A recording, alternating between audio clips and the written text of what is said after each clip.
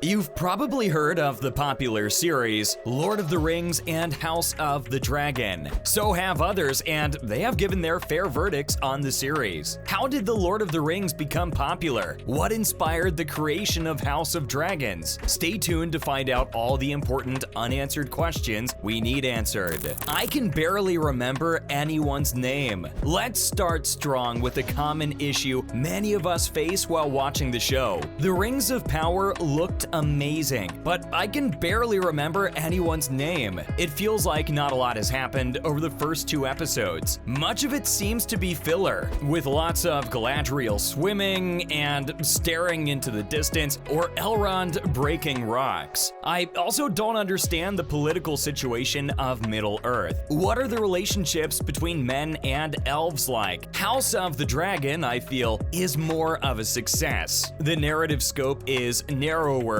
and I can grasp the relationships and political consequences of the characters' actions. The acting in the first episodes has impressed me. In comparison, The Rings of Power is quite hammy, said 38-year-old Paul from London. Let's move on. I don't understand why the elves sound as if they're from Eton. I've only watched The Rings of Power so far, and I wasn't impressed. For one, I don't understand why the gilded, blonde-haired elves all look and sound as if they've come straight from Eton, and the unkempt, agrarian Harfoots all have thick Irish accents. As someone from Ireland, the latter annoyed me a lot. None of these actors is Irish, so why exactly are they using this accent? What is it about these simpletons that makes the producers see the accent as being so well suited to them, I wonder? 35-year-old John Phelan, working in finance in London, commented, George R.R. Martin's involvement in House of the Dragon is obvious. I'm a huge fan of both the Lord of the Rings books and the original film trilogy, but House of the Dragon comes out on top for me. G.R.R. Martin's involvement is obvious, even if his source material is only used as a skeleton. Great care has been taken to stay faithful to the narrative and aesthetic canon of Westeros, and it continues the scheming, grittiness, and intensity that made the early seasons of Game of Thrones work so well. By contrast, The Rings of Power doesn't seem to understand what worked about the Lord of the Rings movies, nor does it tell a story that reflects J.R.R. Tolkien's sensibilities. Tolkien's work leans heavily on the idea of bonds and relationships, illustrating that small purities can lead to big changes. By grounding The Rings of Power in Galadriel's independent, aggressive protagonist, it loses emotional weight. Of course, this could change. I hope the characters' relationships are given the space to breathe, said Elizabeth Tomaselli, 24, telemedicine operations manager, New Jersey, US. House of the Dragon looks magnificent. Let's move on to Russell Massey, 61, of Worthing. He said the first 2 episodes of HOTD look magnificent, with a bigger budget than Series 1 of Game of Thrones. I did feel that the show lacked characters who immediately grabbed my attention, with the actors so far lacking the charisma and talent of Sean Bean and Peter Dinklage. The scripts feel a bit formulaic, full of pompous speechifying in the cliched fantasy style, without the wit of the original series. It may pick up later, but I may drop it if nothing changes after 2 more episodes. The Rings of Power are even more sumptuous. I'm a long-term Tolkien fan, and I've read the Silmarillion a few times, so I can tell that hardcore fans of the books might have been annoyed with episode 1's changes, due to the lack of the rights to first-stage characters and events. The first episode was grandiose, but dull, spending a full hour on exposition, but episode 2 improved as the plot kicked in. I'm looking forward to the next episodes.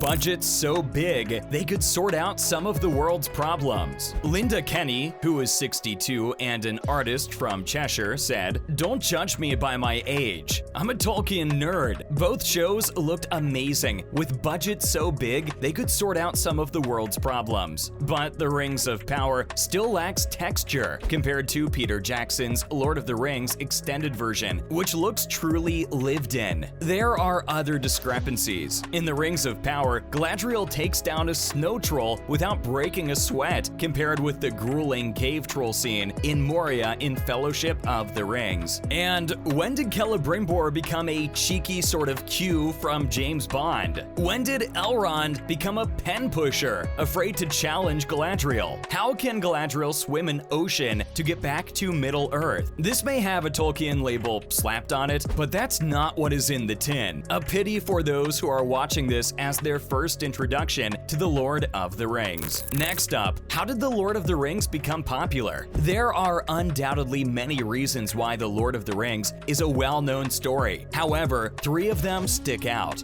First, there is the aspect of escape. Readers and viewers can fully escape when they read or watch a story that takes place in a world that is both similar to and different to our own, to unwind and visualize themselves in that fantastical setting. Of course, there are challenges in the Lord of the Rings universe. Frodo is destroyed by the weight of the ring as Sauron terrorizes Middle-earth, so much so that he ultimately decides to permanently depart Middle-earth. However, the issues the primary characters face seem so otherworldly and unrelated to everyday concerns. This enables viewers or readers to fully immerse themselves in the story. The plot primarily provides readers with a means of escape from whatever is going on in their own lives, and that is the primary factor in the tale's appeal. The possibilities raised by Lord of the Rings are the second factor contributing to its appeal. Next up, what is the plot of the Lord of the Rings? The fate of the One Ring, which has been missing for centuries, will determine how society develops in the future. Strong forces are persistent in their pursuit of it. Elijah Wood's character, Frodo Baggins, a young hobbit, inherits the ring and becomes a legend as a result of the fate that has placed it in his hands. As the One Ring bearer, Frodo will have the difficult duty of destroying the One Ring in the Mount Doom fires where it was created. Being a Christ-like figure, Frodo learns that the ring has the ability to poison its owner, as well as govern the entire universe. A group of hobbits, elves, dwarfs, and men create a fellowship to toss the ring into the lava fires to destroy it. The War of the Ring's decisive final engagement, which took place in front of Mordor's Black Gate, was known as the Battle of the Black Gate, or Battle of the Morannon. It led to Sauron's eventual downfall, although not by a military triumph, but rather through the destruction of the One Ring by the hobbit Frodo Baggins. Next off, what is the inspiration behind House of Dragons? The historical era known as the Anarchy serves as the inspiration for the House of the Dragon. The Anarchy served as more than just a loose inspiration for the show. Several of the main characters are modeled after significant personalities from that turbulent age. The story is loosely inspired by actual occurrences. The House of the Dragon narrative was inspired by the English Civil War of the 12th century, according to George R.R. Martin, the author of the books HBO adapted to create Game of Thrones, based on George R.R. Martin's Fire and Blood, House of the Dragon. The novel is not included in the main series, A Song of Ice and Fire, on which Game of Thrones is based. The dance and the events building up to it, notably the conflict between Princess Rhaenyra Targaryen and Queen Alicent Hightower, are the main subjects of House of the Dragon. Next up, what's the storyline of House of the Dragon? Here are some details for fans of the HBO series House of the Dragon, a spin-off of the Game of Thrones based on George R.R. Martin's book Fire and Blood, should be aware of. For those who are unaware, the House of the Dragon narrative is based on the Targaryens' made-up history. The Targaryen family's life is the focus of the narrative, which takes place roughly 200 years before the events of Game of Thrones. The narrative explains why Daenerys and Jon Snow are the only remaining members of the Targaryen lineage, as implied by the Game of Thrones plot. The tale also clarifies the long-debated mystery of why there were only 3 dragons left under Daenerys Targaryen's reign in a world full of them. A civil war between a brother and sister is in progress when the series starts. In order to succeed their father, Viserys I, Princess Rhaenyra Targaryen and her half-brother Aegon II are in a power struggle. The conflict between them over who will occupy the Iron Throne is the subject of the story. In this war, brothers are put against sisters and dragons against dragons. Whether it is the Lord of of the Rings or the House of Dragons, we can all agree that they are hit shows with millions of viewers. Which do you prefer, Lord of the Rings or House of the Dragons? Which series out of the two would you watch again? Make sure to let us know your thoughts down below. Thanks for watching.